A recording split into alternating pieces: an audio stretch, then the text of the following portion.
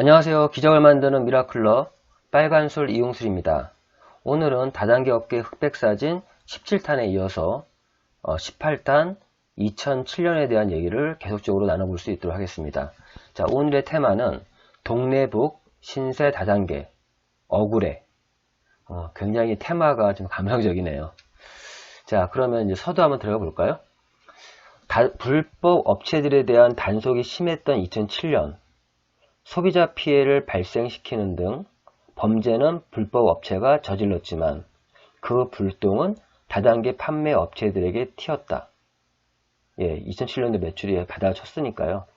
심지어 언론에서는 불법 피라미드 업체를 다단계 업체라고 잘못 표현하는가 하면 설상가상 일부 방문 판매 업체들이 다단계 영업 방식을 사용하면서 애꿎은 다단계 판매에 대한 부정적 인식만 더욱 커졌다. 그럼에도 업계는 잘못된 인식을 바로잡고 소비자 피해를 방지하기 위한 다방면의 활동을 펼쳤다. 언론이 정확한 어떤 그런 용어라든가 다단계에 대한 정확한 이해를 가지고 보도를 했다라면 이 정도까지 이렇게 부정적인 인식이 이렇게 인식이 팽배하지 않았을 거라고 생각이 듭니다. 실제 어느 순간부터 이 뉴스에 조금 달라진 건 뭐 불법 다단계, 뭐 다단계 방식을 도용한 뭐 이런 표현도 나오기 시작했지만 정말 이 당시만 해도 그런 애매모호한 표정으로 다단계 자체가 그냥 피라미드로 인식되게끔 하는 표현들이 상당히 많이 문제가 됐었고요. 자, 무늬만 방판에 칼 빼든 공정위, 무늬만 방판. 이런 부분들이 나중에 후원방판이라는 게 나오게 되는 어떤 또 배경이 됐죠. 공정거래위원회는 2007년 2월부터 5월까지 대형 방판 업체들의 미등록 다단계 영업 여부에 대한 조사를 진행했다. 그 결과 8월 4개 업체에 대한 1차 발표가 있었고 9월에는 18개사에 대한 추가 발표가 이루어졌다. 무늬만 이제 방판인. 먼저 1차 발표에서 공정위는 아모레퍼시픽, LG생활건강, 대교, 웅진코웨이 등의 미등록 다단계 판매 행위를 중지하라는 심결을 내렸다. 이 업체들은 지금 아직까지 다단계에 들어와 있지는 않고요. 물론 이 대교가 더 오름이라는 이름으로 이 네트워크 업계에 진출했고요. 웅진코웨이도 좀 회사 이름이 어려워요. 다단계 업체를 설립했었죠. 근데 아모레퍼시픽이나 LG생활건강은 여전히 후원 방판에서 1, 2를 다투고 있는 기업이 두 개의 회사입니다. 공정위에 따르면 이들은 최소 4에서 7단계에 해당하는 판매원 조직을 운영하며 각 단계마다 장려금을 지급하는 등 사실상 다단계 영업을 했다. 다단계 영업을 한 거예요. 이게 무등록 다단계 업체인 거예요.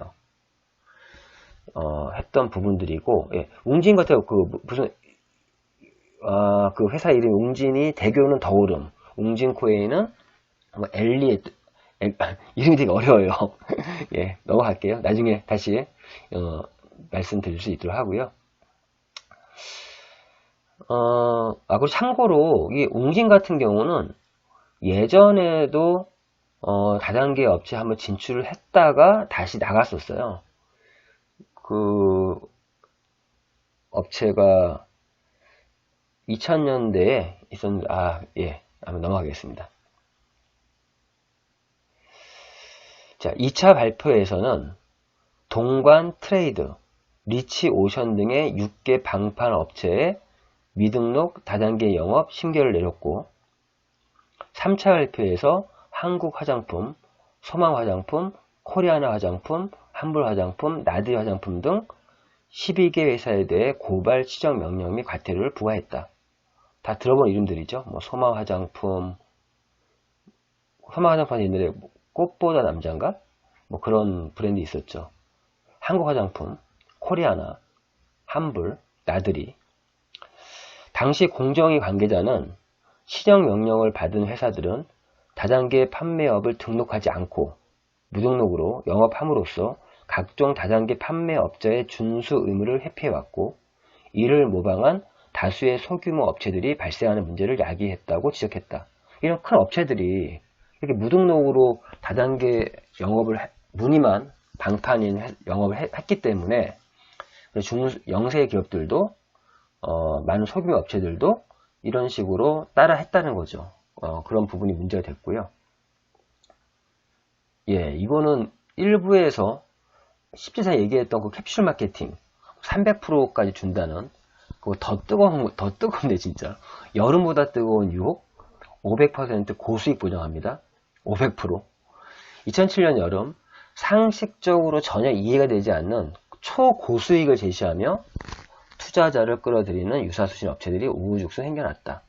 이들 업체들은 2007년 초 유행하던 캡슐 마케팅 약 3개월 안에 원금 대비 300%가량을 지급하는 신종 유사수신 업체들보다 한술 더 떠 한 달 반 만에 기간도 반으로 줄고요.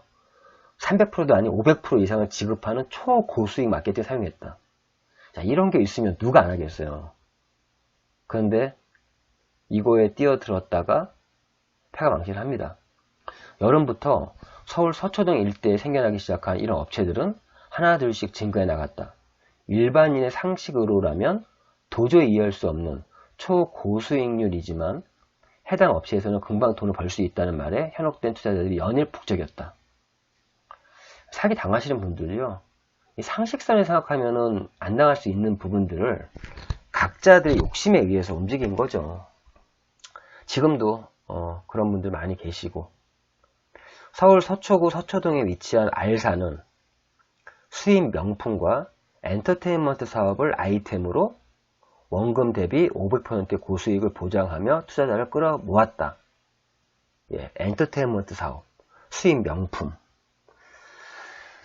지금도 코인 업체들이요, 코인을 가지고 마케팅하는 업체들이 이러한 방식, 그림을 그려서 떠드는 거죠. 사실 근데 그 업계를 아는 사람들 입장에서는 그분들이 그리는 그림이 진짜 그림인 걸 아는데, 기존에 이런 사기 업체들과 비교하면서 우리는 뭐 이런 게임을 도입하고 뭘 하고 속된 말로 펄을 붙이는 건데, 그런 거에 많은 분들이 속아 넘어갑니다.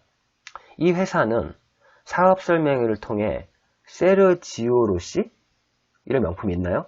수입 명품 브랜드와 세르지오로시, 제 명품을 잘 몰라서 이 명품 브랜드와 MOU를 체결, 독점 계약을 맺었고 롯데백화점 에비뉴얼관의 입점을 확정했으며 부산점 명품 편집 매장에 입점 예정이라고 밝혔다.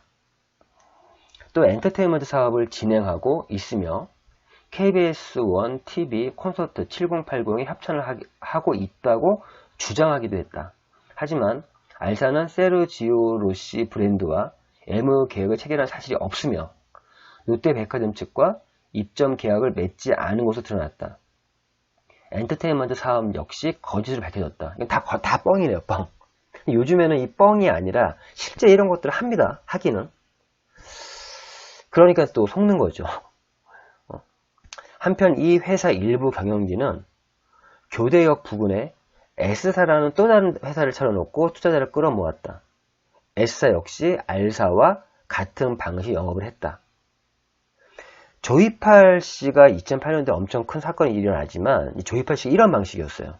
하나의 법인을 만들어 사람들 투자를 모은 다음에 또 다른 법인을 세워서 또 모으고, 그러니까 돌리는 거, 돌려. 그러니까 이제는 그 사람이 아니라 법인을, 회사를 돌려막기식으로 돌리면서 영업을 했다고 합니다. 똑같은 방식이죠. 하지만 이들 업체들은 사실상 2, 3개월 이내에 문을 닫는 것이 대부분이었다. 기존에 유행하던 캡슐 마케팅 업체도 재정적 어려움으로 서둘러 문을 닫고 있던 시기다. 단기간에 투자금의 몇 배에 해당하는 그 수당을 지급해야 하기 때문에 현실적으로 운영이 불가능했기 때문이다. 그런 정도의 수익을 낼 수 없는데, 예. 당시 업계의 한 관계자는 투자금이 들어오는 족족 수당으로 지급해 버려야 하기 때문에 아무리 많은 투자가 일어난다고 해도 현상 유지하는 것조차 힘들다며 업체들이 초기에 약정한 수당 지급 기간을 지키는 것은 사실상 불가능해 후발 투자자는 수당을 받지 못한 채 피해자로 전락하는 경우가 허다하다고 지적했다. 이때 동구경은 실컷 합니다. 제가 예전에 이런 어떤 분 말씀이 하루에 뭐 몇십억, 몇백억이 들어와도요, 바로 수상으로 나가잖아요. 동구동만 실컷 하다가 많은 피해자 만들고 소수 몇 명들은 치고 빠지고 거기에 돈 벌었다고 자랑하고 말도 안 되는 일들이 생겨나는 거죠, 지금. 직접 판매 공제조합 케이블 채널 방송. 직접 판매 공제조합은 2007년 6월 강남 지역 케이블 채널을 통해 GS 강남 방송과 함께 기획하고 제작한 소비자와 미래를 나눈다. 직접 판매 공제조합을 방송했다. 이 프로그램은 일반 소비자와 조합의 역할, 다단계 판매에 대한 올바른 정보를 알리기 위해 총 2회로 제작됐으며 직판조합의 역할과 업무 소개, 다단계 판매의 현황과 미래 등의 내용을 담았다. 이런 좀 언론들이 좀 많이 나오는, 이런 방송들이 좀 많이 나왔으면 좋겠는데요. 특히 불법 업체로부터 소비자들이 피해를 입지 않도록 이들 업체에 대한 특징을 자세하게 설명하면서 시청자들로부터 긍정적인 반응을 얻었다. 또 조합에 가입되어 있는 회원사의 장점을 부각시켜 회원사에 대한 소비자들의 신뢰를 형성하고 합법과 불법을 구별할 수 있도록 제작돼 많은 소비자들에게 유용한 정보를 제공했다. 이런 거 좀 잘하고 있는 부분이죠. 당시 조합 관계자는 이번 방송 프로그램뿐만 아니라 앞으로 소비자를 위해 다양한 방법으로 홍보를 강화하여 소비자 피해를 사전에 예방하겠다고 전했다. 예, 항상 뭐 이런 얘기는 반복되는 얘기인데 아직까지도 현실은 다단계에 대해서 7명 정도가 불법에 생각하고 있고요. 거의 그런 게 현실입니다. 정말 한국에서는 이 다단계 영업을 하기가 너무 힘들어요. 이 지금 자리 잡고 있는 회사들 빼놓고는 무언가 이슈적인, 뭔가 판을 엎을 수 있는 뭔가 그런 아이디어만 쫓게 되고, 참 지금 또 코로나 때문에 참 너무 어렵고 여러 부분들이 참 힘든 시국입니다. 뭐 지난번 1부에서는 이제 중국에 대한 얘기였는데 또 1번 방문 판매 연구 탐방단의 얘기인데요. 직접 판매협회 1번 방문 판매 연구 탐방단 2007년 9월 한국 직접 판매 협회는 회원사와 협회 임직원 등 13명으로 구성된 한국 직접 판매 협회 1번 방문 판매 연구 탐방단을 꾸려 1번을 방문했다.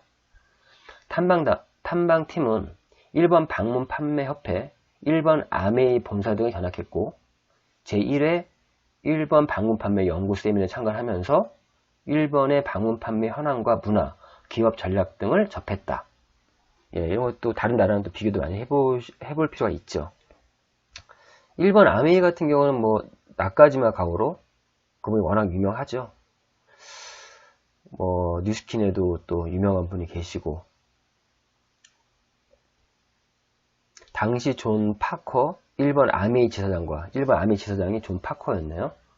예, 이분인 것 같은데 지사장과 한국 직접판매협회 1번 방문 판매 연구 탐방단 그런 사진입니다. 당시 1번은 방문 판매 분야가 10년 연속 마이너스 성장을 기록하고 있는 상황이었다. 1번은 이렇게 성장하고 있는 상황이었네요. 규제가 강화되고 있는 상황에서 주요 판매원층이었던 여성들마저 직장생활에 뛰어들면서 시장은 점점 축소되고 있었기 때문이다. 탐방팀은 1번과 국내 직접 판매 업계가 유사한 문제점으로 고민하고 있다는 점에 인식을 같이 하고 양국 직접 판매 업계의 발전 변화에 대해 의견을 교환했다. 이게 2007년도의 얘기인데 2007년 직접 판매 아시안 심포지엄 2007년 11월 12일부터 13일까지 홍콩에서 2007 직접 판매 아시안 심포지엄이 열렸다. 2003년도에 이어 4년 만에 열린 두 번째 아시안 심포지엄으로 호주, 뉴질랜드를 포함해 각 아시아 지역에서 200여 명의 업계 관계자들이 참석했다. 한국 대표단으로는 한국 직접 판매 협회, 한국 특수판매 공제조합, 녹색 소비자 연대 협의회, 한국 아메이, 유니베라, L2L 등 기관 단체 및 기업의 관계자가 참석했다. 심포지엄의 목적은 아시아 지역 직접 판매의 전망을 제시하고 회사의 지도력, 윤리, 강령, 장려 등을 통해 업계의 투명성을 제고하며 아시아 전역의 법률에 관한 이슈를 공유하기 위한 것이었다. 당시 WFDSA 홍보 담당 의장은 강의를 통해 직접 판매가 그동안 경제 성장과 번영에 힘찬 엔진 역할을 해왔으며 자기 사업을 갖고자 하는 수많은 사람들에게 수입 창출의 기회를 제공함과 동시에 다양한 범죄 제품들을 제공해 왔다고 전했다. 실제 이런 긍정적 요소가 굉장히 많습니다. 한편 이날 심포지엄에서 또 다른 화제는 국내에서 골몰을 앓고 있던 불법 다단계 업체와 유사수신과 관련된 것이었다. 왜냐하면 국내뿐만 아니라 아시아 시장 전역에서 이들 업체는 소비자 피해를 양산하는 등 사회적 문제가 되고 있었기 때문이다. 또 이런 게 발전해서 나중에 도리어 역으로 동남아시아에 있는 뭐 싱가포르나 뭐 저쪽 말레이시아에서 역으로 이런 유사수신 형태의 마케팅이 국내에 많이 들어왔죠. 반대로. MBI라든가 그런 업체들. 심포지엄에 참석한 아메이 국제정보관계팀 관계자는 합법적인 직접 판매 회사가 업계의 긍정적인 이미지와 더 나은 명성을 얻기 위해 적극적으로 활동하고 노력해야 한다면서 불법 업체는 대부분 서비스와 제품이 존재하지 않으면서 투자와 리크루팅은 끊임없이 요구한다. 세계적인 투자 전문가 워렌 버핏도 한 달에 벌어들이는 수익이 1%라는 것을 기억하라고 불법 업체들이 주장하는 과장된 수익률에 대한 주의를 당부했다. 예, 그럼 과장된 수익률에 넘어가지만 않으면 되는데, 이건 다르다. 이건 제대로 간다. 그런 분들 보면요. 정말 안타까워요. 어제도 이제 어떤 분들 제가 미팅을 했더니 또 오피스텔에 또 모여있는 분들이 있더라고요. 가서 얘기 듣는데, 좀 말도 안 되는 또 법을 교묘하게 피해가는 그런 방법들을 얘기하면서 우리 문제 없다. 그런 분들이 정말 계속 존재하고 있는 한 이런 문제는 끊임없이 계속 발생될 것 같아요. 자, 이 밖에도 직접 판매 업계의 이미지 개선 문제와 윤리, 자율 규제 방법들, 그리고 업계의 사회 공헌과 기업의 지배력 등에 관한 토의가 진행됐다. 결론적으로 이 공제조합이 출범이 돼서 또 공정거래위원회에서 이 사업에 대한 부정적인 인식을 해결해 주는 것도 그분들의 일일 텐데 결과론적으로는 지금 실패한 거죠. 왜? 지금 와서도 이 네트워크 마케팅 회원 1000만 시대를 앞두고 있는 이 시점에도 대부분의 분들이 다단계에 대해서 인식을 갖고 있다는 것은 그런 홍보나 제대로 된 어떤 양성할 수 있는 환경을 못 만들었다는 부분에서 좀 책임감을 갖고 좀 책임을 지는 모습을 좀 보여야 되지 않을까 생각이 좀 듭니다. 자, 어쨌든 2005년, 2006년, 2007년까지 계속 매출이 지금 계속 떨어지고 있습니다.